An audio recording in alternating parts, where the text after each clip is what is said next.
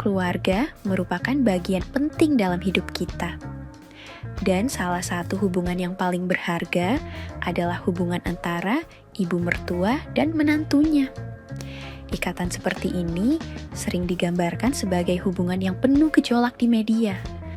Tetapi pengalaman dalam hidup yang nyata mungkin saja menceritakan kisah yang jauh berbeda.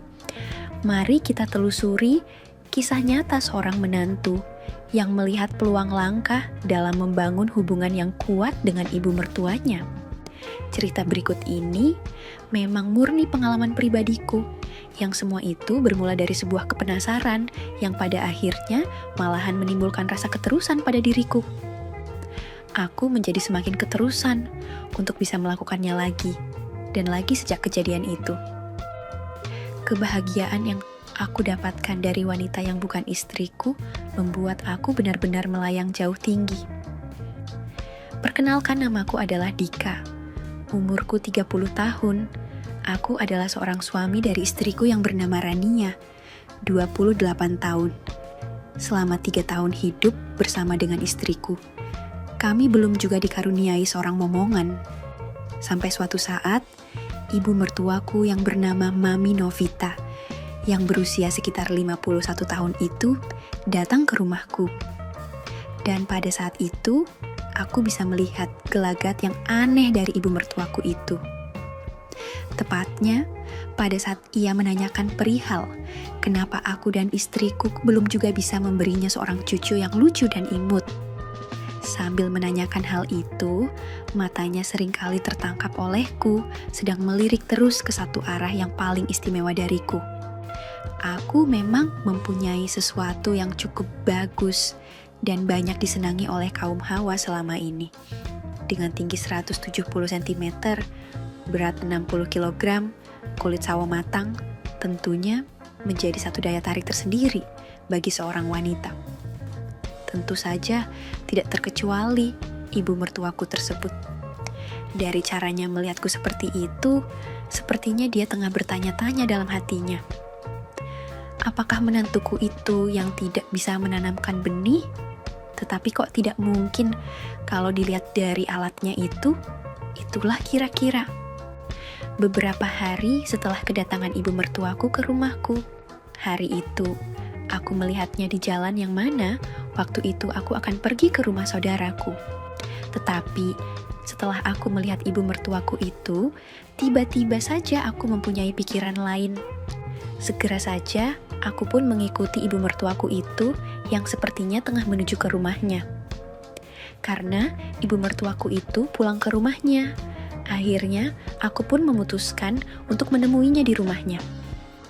Setelah aku benar-benar merasa mantap dengan niatku itu, aku pun tidak jadi pergi ke rumah saudaraku.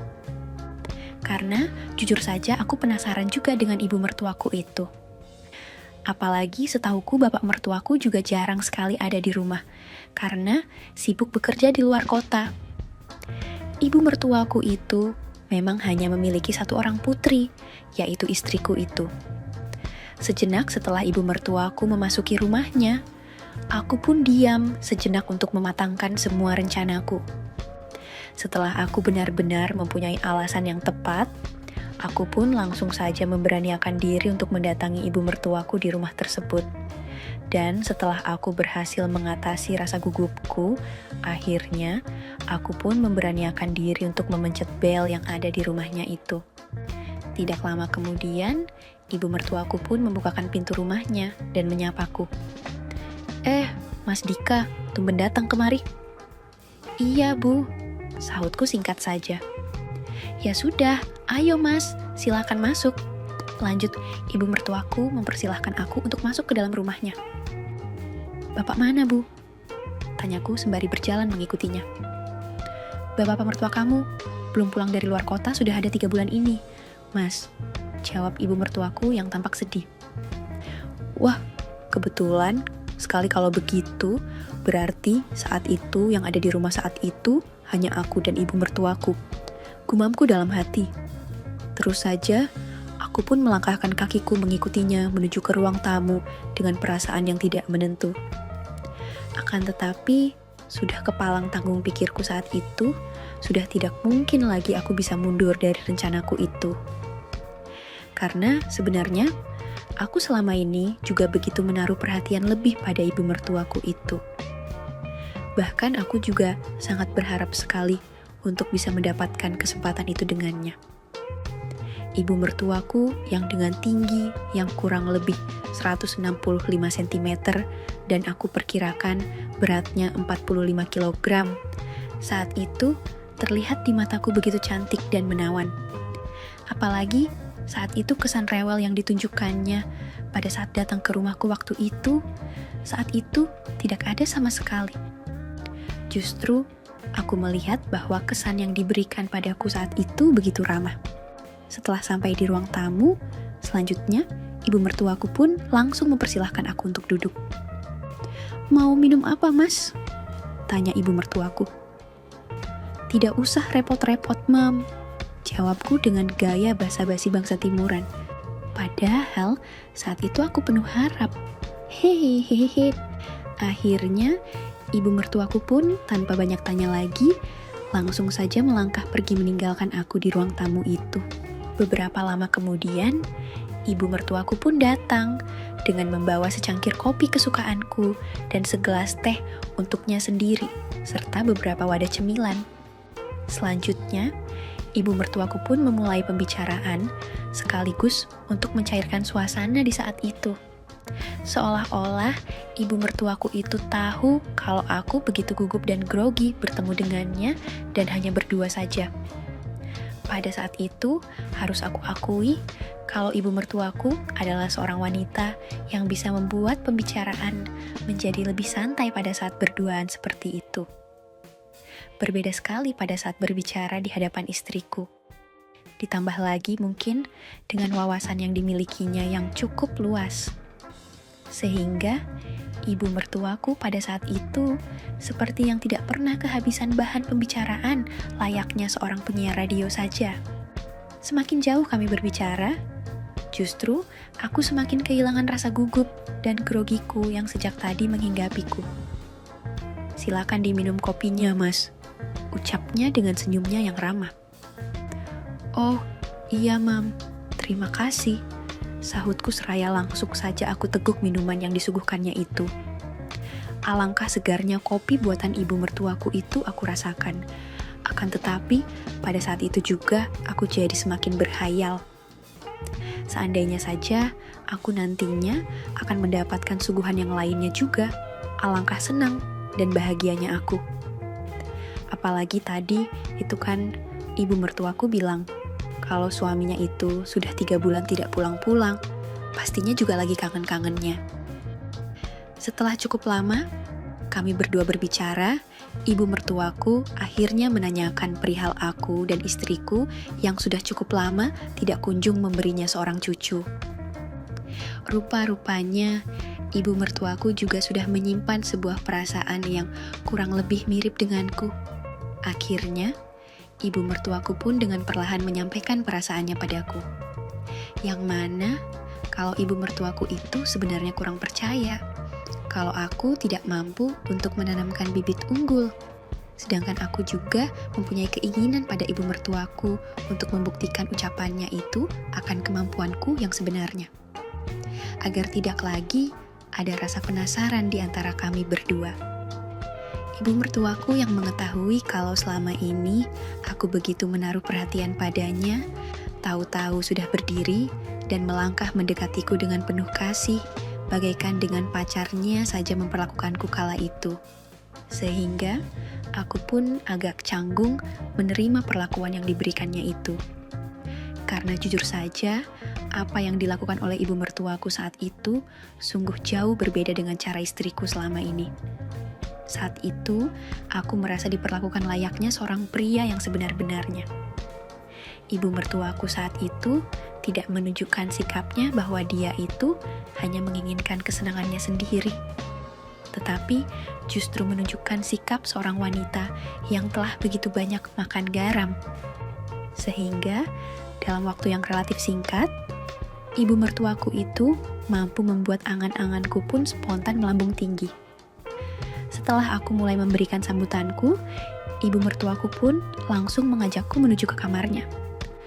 Aku diajak memasuki sebuah kamar yang begitu wangi dengan aroma bunga yang memenuhi seisi kamarnya itu.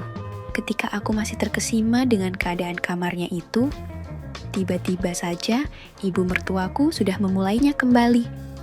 Dengan pandainya, ibu mertuaku memulainya dengan penuh perasaan yang tentu saja mampu membuatku semakin terbawa dalam suasana yang begitu romantis dan menyenangkan di saat itu. "Mas, bolehkah ibu panggil kamu Mas Dika sayang?" Tanyanya padaku dengan pandangan mata yang sedikit redup. "Boleh saja, Bu," sahutku singkat. Karena saat itu aku sudah tidak bisa lagi berpikir banyak akibat pandainya ibu mertuaku di dalam usahanya untuk semakin melambungkan perasaanku.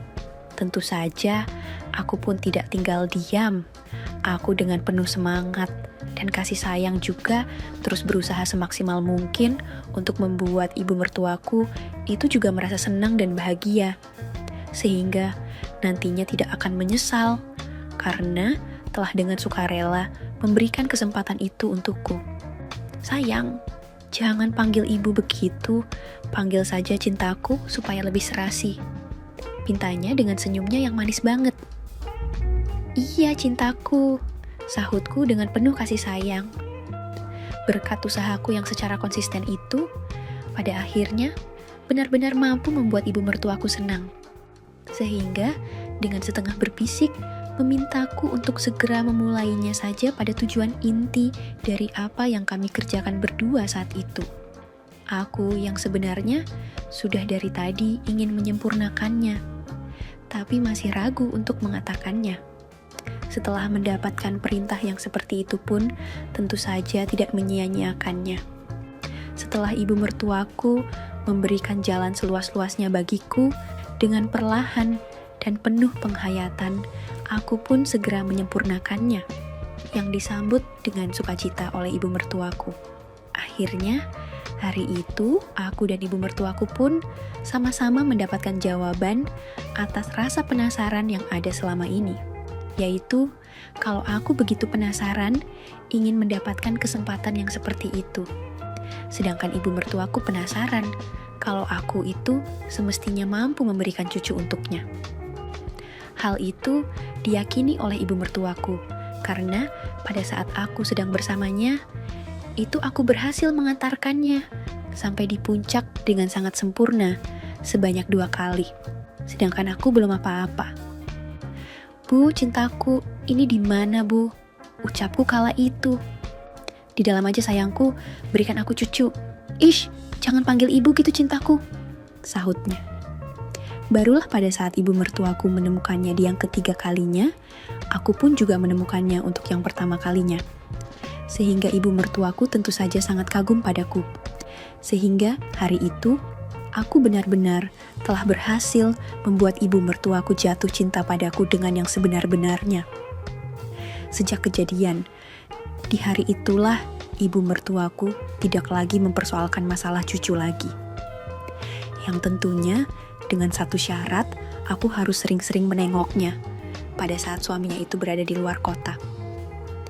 Tentu saja syarat itu aku setujui, mana bisa aku tolak yang enak-enak seperti itu. Demikianlah kisahku.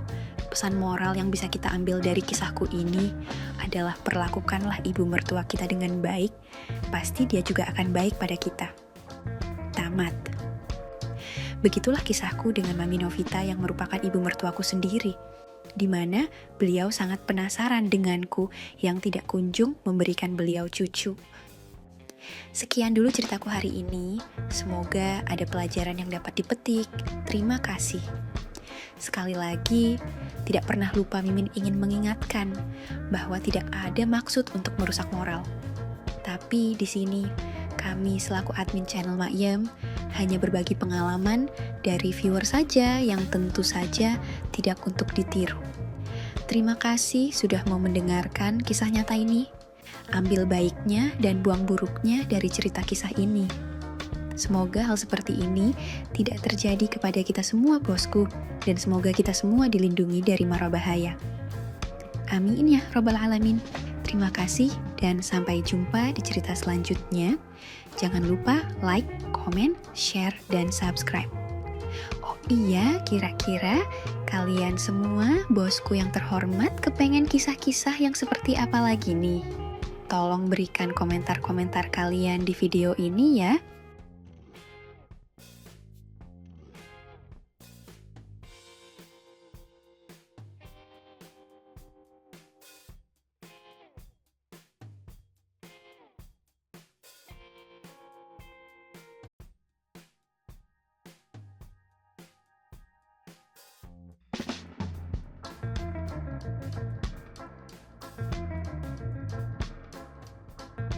Aku seorang guru muda usia 25 yang cukup beruntung karena dapat mengajar di sekolah dasar favorit. Bisa dikatakan, aku seorang guru yang baik menurut para orang tua murid yang menyekolahkan anak mereka di sekolah tempat aku mengajar. Kepala sekolah dan beberapa guru yang lebih senior sering mengakui kepandaianku dalam memberikan pelajaran. Oleh karena itu, beberapa orang tua murid meminta aku untuk memberi tambahan pelajaran untuk anak mereka secara pribadi di rumah mereka. Tawaran itu sepanjang memang waktunya tersedia, aku layani lumayan untuk pendapatan tambahan. Kebijakan sekolah memang membolehkan guru untuk memberi les.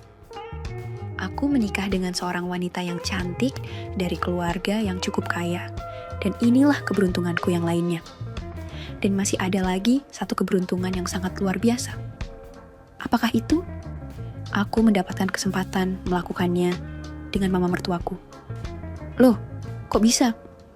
Bisa saja, karena setelah menikah itu, aku tidak ikut tinggal di rumah mertuaku. Aku dan istriku memilih untuk belajar hidup mandiri. Istriku mempunyai seorang adik yang masih duduk di bangku dasar kelas 4. Kok jauh banget jarak dengan istriku? Jadi, karena kesibukan bapak mertuaku itulah mungkin yang membuat jarak kelahiran antara istriku dan adiknya itu cukup jauh. Nah, karena mertuaku tahu kalau aku suka memberikan les, akhirnya mertuaku memintaku untuk memberikan les pada adik iparku itu. Tentu saja aku sendikodau saja. Akan tetapi, sungguh aku tidak pernah menyangka kalau dari memberikan les pada adik istriku itu, pada akhirnya aku juga mendapatkan les dari mama mertuaku. Lah, ini namanya bonus. Hehehehe. Jujur, semenjak awal aku bertemu dengan mama mertuaku itu, hingga aku sudah menikah dengan istriku, aku sangat mengagumi kecantikan mama mertuaku. Akan tetapi, aku awalnya tidak mempunyai pemikiran yang aneh-aneh. Akan tetapi, yaitu tadi pada akhirnya aku mendapatkan kesempatan itu dengan mama mertuaku yang begitu aku kagumi. Pokoknya, ikuti ceritaku ini hingga usai agar kalian tahu cerita yang sesungguhnya. Aku memanggil mama mertuaku itu dengan Mama Murni, suaminya seorang pengusaha yang karirnya cukup sukses. Saat aku memberikan les pada adik iparku itu, mama mertuaku tidak menungguinya. Tetapi biasanya ketika aku sedang memberikan les itu, mama mertuaku akan masuk ke kamarnya atau sibuk di dapur. Memang aku kurang suka ditunggui ketika sedang memberikan les, karena bisa mengganggu konsentrasiku.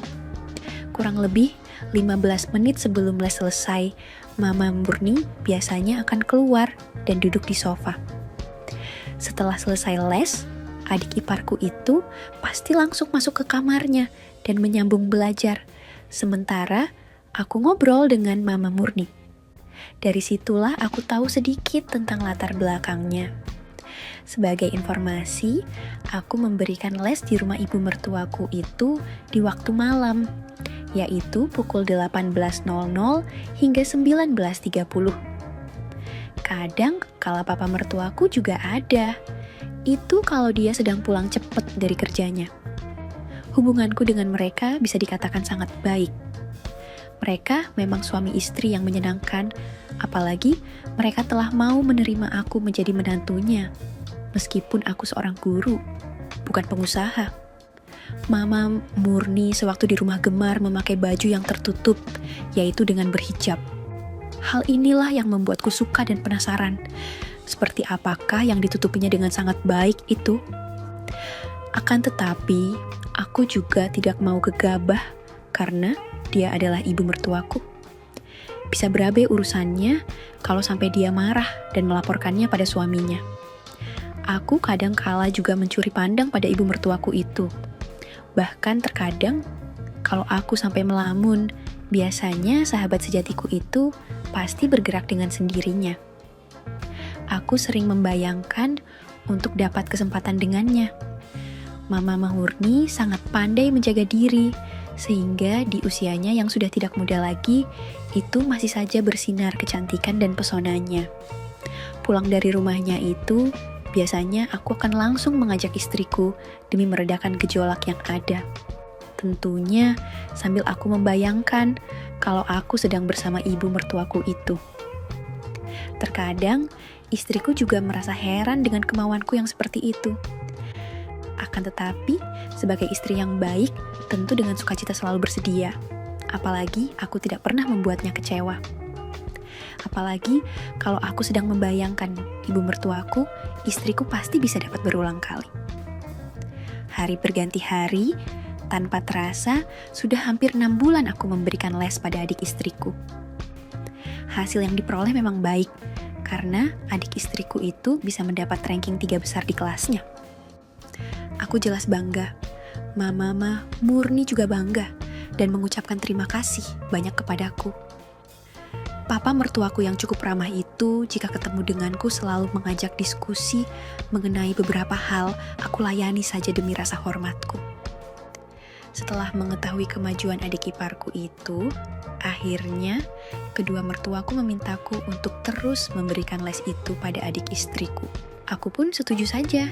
Hitung-hitung juga, aku bisa terus bertemu dengan ibu mertuaku yang semakin lama semakin membuatku kepayang. Walaupun baru bisa sekedar membayangkannya saja.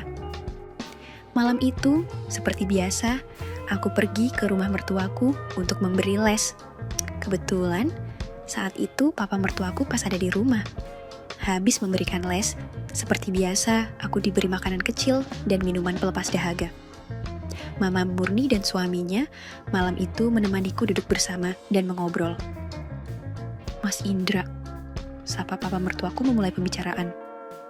Iya, apa Pak? Jawabku ringkas sambil menantikan kata-katanya. Minggu depan Papa mesti pergi ke luar negeri untuk ngurusin kerjaan, sambungnya. Wah, semoga berhasil dan semakin berkembang Pak bisnisnya, jawabku. Tapi masalahnya, Papa harus pergi ke sana selama 1 mingguan. Lalu apa masalahnya, Pak? Jawabku. Tidak ada seorang pun yang akan berada di sini untuk menemani mama dan adik kamu, Mas. Rasanya gak tega Papa ninggalin mereka hanya berdua, terutama di malam hari. Jelas Papa mertuaku. Terus menurut Papa gimana solusinya? Tanyaku. Papa harap Mas Indra bisa membantu Papa, sambungnya. Membantu apa itu, Pak? Tanyaku sedikit terkejut dengan permintaan itu. Menginap di sini pada malam hari, ucap papa mertuaku dengan tatapan penuh harap. Kaget padahal dalam hati aku sangat senang sekali, mungkin ini adalah kesempatan emas bagiku. Tapi Pak, ucapku berpura-pura sedikit kaget padahal dalam hati aku sangat senang sekali, mungkin ini adalah kesempatan emas bagiku. Hanya seminggu saja Mas Indra, kamu hanya datang malam hari dan tidur di sini. Lanjut papa mertuaku. Ajak juga istrimu kalau dia mau. Mama Murni menyambung. Setelah lama dia membiarkan suaminya saja yang berbicara. Kamu tahu Mas, Papa, tidak ada orang lain yang bisa Papa mintai tolong. Kawasan ini kurang bagus. Banyak rumah kosong di sekitar sini dan praktis kami tidak punya tetangga. Harus ada laki-laki di rumah pada malam hari. Nanti kalau Papa pergi, tinggal Mama dan adikmu saja. Papa mertuaku semakin berharap. Tolong Mas Indra, tolong pikirkanlah, sambung Mama Murni saat melihat aku hanya diam. Baiklah, saya siap, sambungku. Terima kasih Mas, sambung Mama Murni sambil tersenyum ke arahku. Kalau Papa sudah berangkat, Malamnya saya pasti datang, ucapku sambil berdiri hendak pulang. Mama akan menyiapkan kamarmu, balas Mama Murni sambil mengikutiku ke pintu. Saya pulang dulu, Pak, Ma, pamitku. Terima kasih Mas Indra, papa mertuaku berkata sambil menjabat tanganku. Malam itu, sesampainya aku di rumah, aku bilang pada istriku kalau aku harus menginap selama seminggu di rumah kedua orang tuanya. Aku jelaskan semuanya pada istriku. Akan tetapi, yang membuatku terkejut adalah bertepatan dengan papa mertuaku yang akan keluar negeri itu, ternyata istriku juga pas ada perintah dari tempatnya kerja kalau dia juga harus keluar kota selama 5 hari. Sehingga menurut istriku, wah, kebetulan sekali mas, seru istriku. Kebetulan bagaimana? Tanyaku heran. Ya kebetulan daripada mas tidur sendiri di rumah ini, ucap istriku semakin membuatku bingung. Karena pas hari itu aku juga harus keluar kota mas, ucap istriku. Barulah aku tahu, apakah ini yang dinamakan pucuk dicinta ulam pun tiba. Gumamku dalam hati. Aku malam itu pun menjadi memikirkan rencana yang tidak-tidak. Seperti untuk mengintai Mama Murni yang sedang di kamar mandi atau mengintai saat Mama Murni tidur. Inilah kesempatanku. Kalau saat aku memberikan les, aku kurang berkesempatan. Kalau aku tidur di sana, aku tidak akan menyia-nyiakan kesempatan itu. Aku sangat berharap dapat kesempatan seluas-luasnya dengan Mama Murni.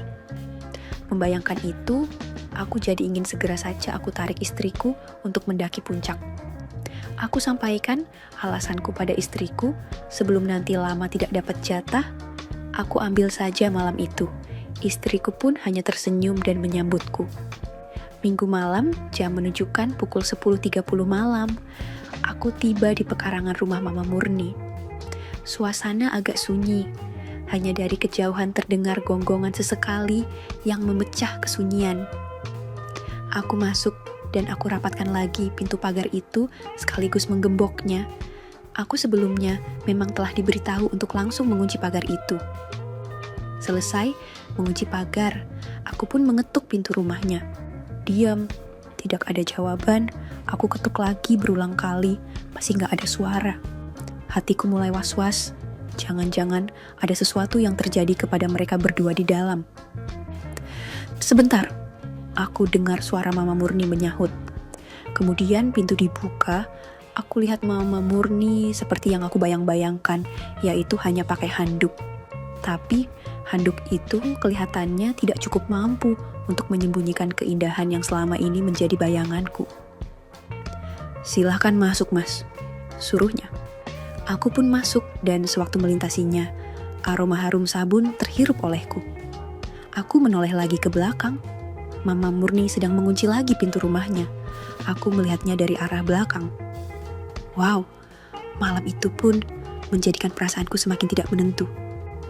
Maaf ya mas, kamu tadi lama menunggu, ucapnya sambil berlalu. Tidak apa-apa kok ma, sahutku seraya menelan ludah. Mama mandi tadi itu, jelas mama mertuaku. It's okay, balasku. Duduklah, mama mau ganti dulu, sambungnya sambil menuju ke lantai atas. Mataku tidak lepas darinya sampai hilang dari pandangan. Aku pun duduk di sofa sambil membalik-balik majalah yang ada di situ. Tidak lama kemudian, Mama Murni pun turun, tetapi tidak langsung menemuiku. Ia terus melangkah ke dapur.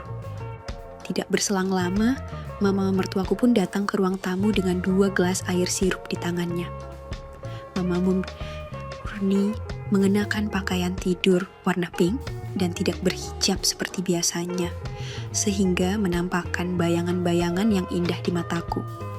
Sesaat dia menunduk meletakkan air di atas meja, sehingga dia tidak hanya menyuguhkan air itu saja, tetapi sekaligus menyuguhkan sesuatu yang begitu indah di mataku. Spontan aku pun merinding. Silahkan diminum mas, ucapnya sambil duduk berhadapan denganku. Terima kasih mah, aku menjawab sambil mengambil air sirup yang terhidang itu. Terima kasih karena Mas Indra sudah bersedia datang. Mama Murni membuka pembicaraan. Mana si adik, Mak? Tanyaku karena adik istriku itu dari tadi tidak kelihatan. Dia sudah tidur, sahutnya. Memang jam segini adik tidur, Ma? Tanyaku. Memang dia tidur awal, pukul 10 malam pasti mama suruh dia untuk tidur. Jelas ibu mertuaku. Kami berdua terus ngobrol. Dari situlah aku jadi tahu serba-serbi tentang keluarga ini. Aku juga mengatakan pada ibu mertuaku kalau istriku kebetulan juga sedang keluar kota. Sewaktu ngobrol itu, aku tidak bosan-bosannya melihat kayuan wajahnya. Dengan rambut ikal mayangnya, membuat aku ingin segera meraihnya saja. Sudah ada tanda-tanda istrimu itu mau kasih cucu mama. Apa belum, Mas? Belum, Ma. Jangan lama-lama, Mas. Saya sudah berusaha, Ma. Tapi tidak tahu kenapa kok belum jadi juga, sahutku. Atau jangan-jangan caranya ada yang salah, Mas? Ucapnya seraya menatapku dengan serius. Aku terus diam, belum menemukan bahan pembicaraan lainnya. Begitupun dengan mama mertuaku. Aku baca majalah sambil sesekali ekor mataku menelusurinya. Ayo, Mas, Mama tunjukin kamarmu. Ucap mama, mertuaku seraya berdiri dan berjalan ke lantai atas. Aku pun mengikutinya dari belakang. Aku terus memperhatikan lenggoknya saat menaiki tangga. Rasanya mau aku raih itu, tapi apa daya, aku masih takut dikira tidak sopan. Sesampainya di lantai atas, ibu mertuaku berkata, "Ini kamarnya, Mas," ucapnya sambil membukakan pintu kamar itu.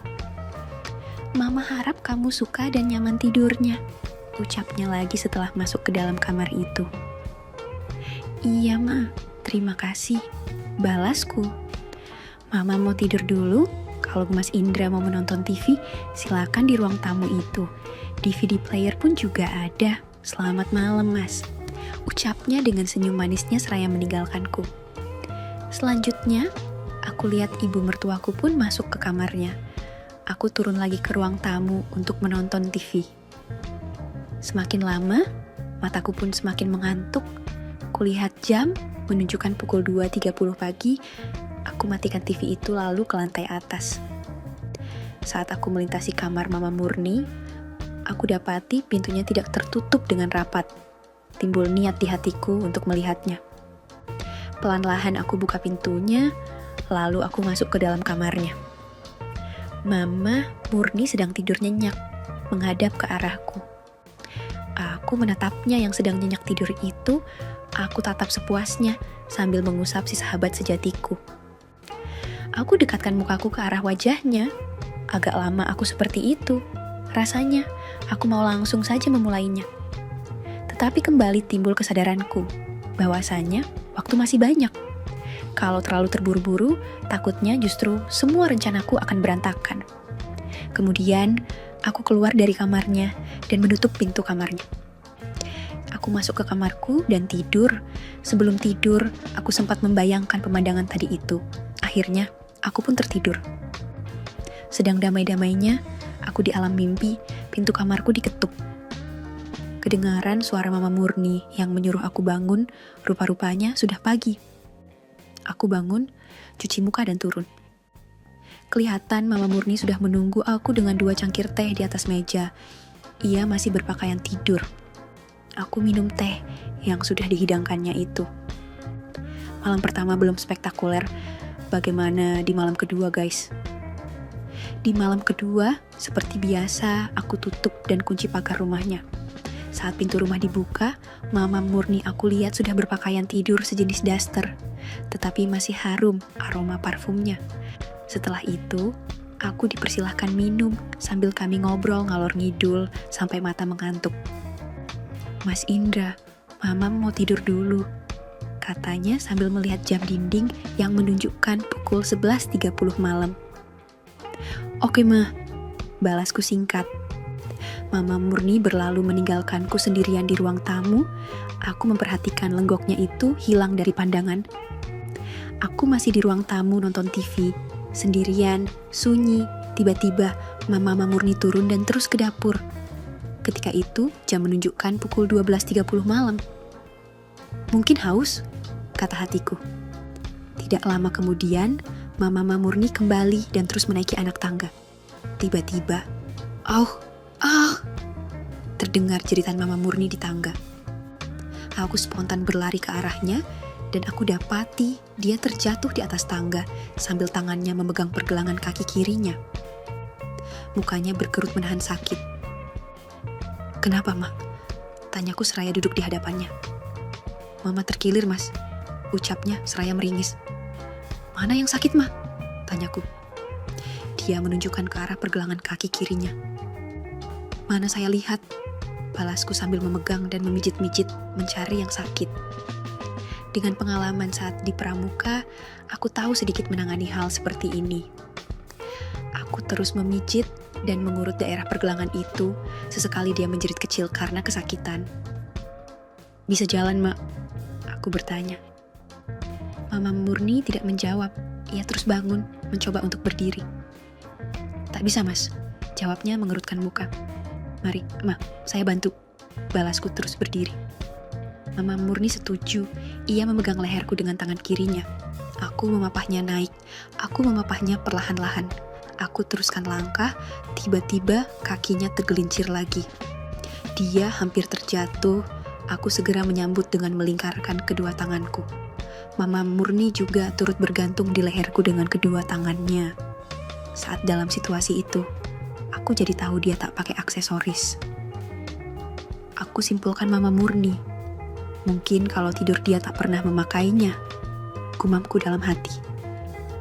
Aku melambatkan langkah agar dapat memanfaatkan situasi itu lebih lama. Sesampainya di kamarnya, aku masuk dan tutup pintu. "Biar saya urut sedikit, Ma," kataku sambil tangan sudah ada di pergelangan kakinya. Aku terus memijit dan mengurut dengan pelan.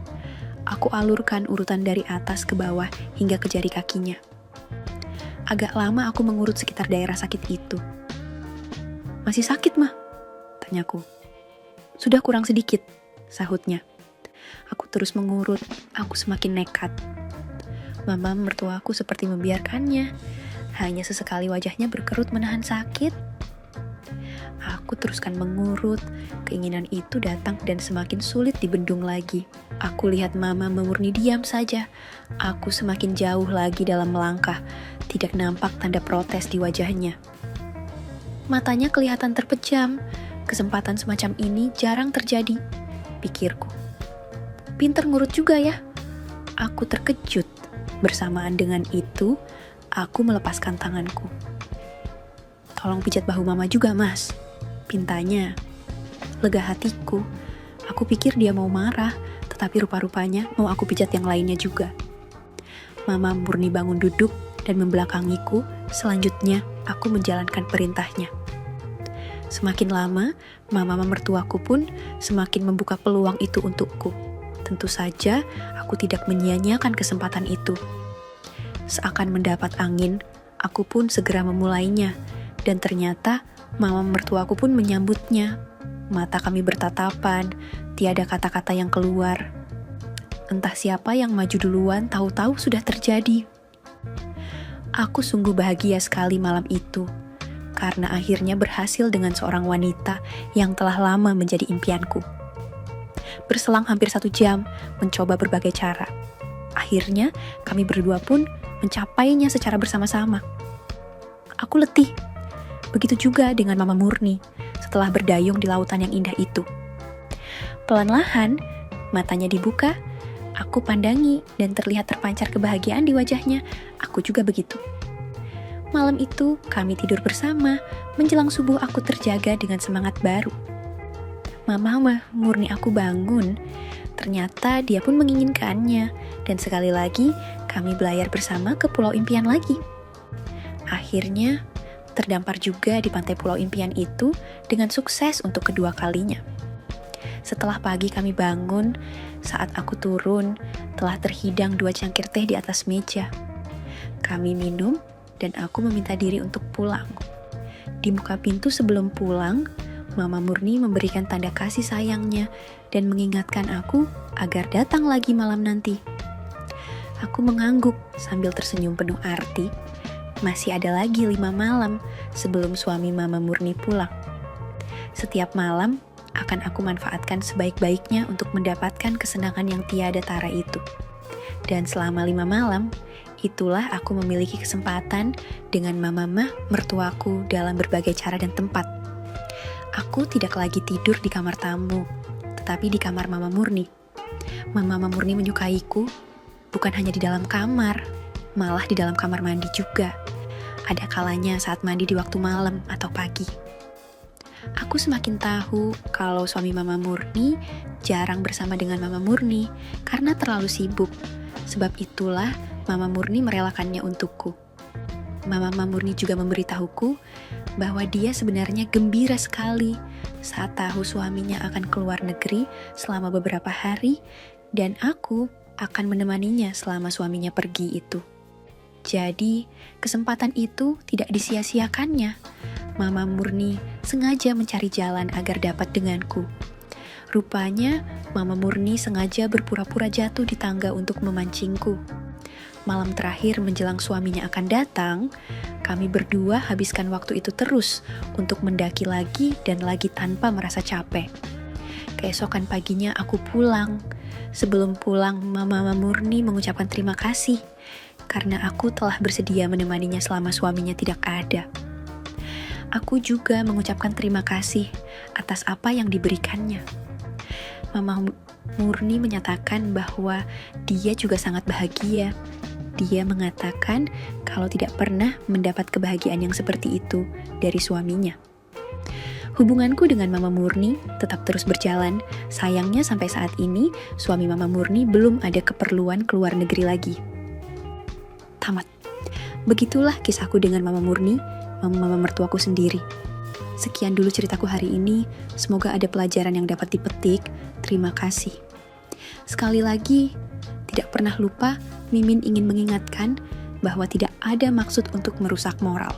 Tapi di sini kami selaku admin channel Makyem hanya berbagi pengalaman dari viewer saja yang tentu saja tidak untuk ditiru. Terima kasih sudah mau mendengarkan kisah nyata ini. Ambil baiknya dan buang buruknya dari cerita kisah ini. Semoga hal seperti ini tidak terjadi kepada kita semua, bosku. Dan semoga kita semua dilindungi dari mara bahaya. Amin ya Rabbal Alamin. Terima kasih dan sampai jumpa di cerita selanjutnya. Jangan lupa like, comment, share, dan subscribe. Oh ya, kira-kira kalian semua bosku yang terhormat kepengen kisah-kisah yang seperti apa lagi nih? Tolong berikan komentar-komentar kalian di video ini ya.